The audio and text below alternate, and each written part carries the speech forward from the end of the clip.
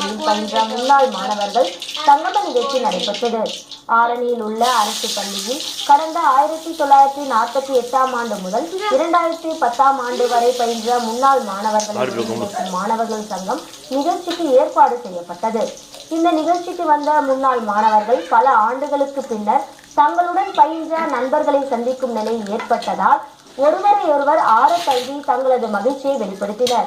முன்னாள் மாணவர்கள் தாங்கள் பயின்ற பள்ளியை மறக்காமல் இருக்கும் வகையில் மாணவர்கள் சங்கமம் என்ற அழைப்பு ஒன்று ஏற்படுத்தப்பட்டுள்ளதாகவும் தங்களது பள்ளிக்கு தேவையான வசதிகள் அனைத்தையும் நிறைவேற்றி தரும் வகையில் மாணவர் சீர்வரிசை வழங்கப்படும் எனவும் முன்னாள் மாணவர்கள் தெரிவித்தனர்.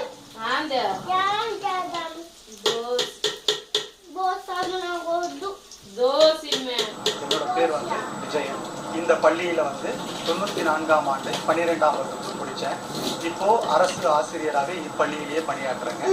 இந்த நிகழ்வை ஏற்படுத்துவதற்கு காரணம் என்ன அப்படின்னு கேட்டீங்கன்னா, நம்மளுடைய முன்னாள் மாணவர்களும் ஆசிரியர்களும் ஒரே ஒரு இடத்துல சங்கம் வச்சு ஒருவர் பகிர்ந்துக்கணும். அவங்க மனதளவில் இருக்கக்கூடிய விஷயங்கள் நெருடல்கள் எல்லாமே விலகி அவங்க சந்தோஷமா இருக்குன்ற ஒரே காரணத்துக்காக மட்டுமே இந்த விழா அரும்பாடு நடைபெற்று கொண்டிருக்கிறது. இவ்விழாவிற்கு நாம எப்படிலாம் கம்யூனிகேட் பண்ணோம் அப்படின்னா, லேட்டஸ்ட் டெக்னாலஜி எல்லாத்தையுமே பயன்படுத்தணும்.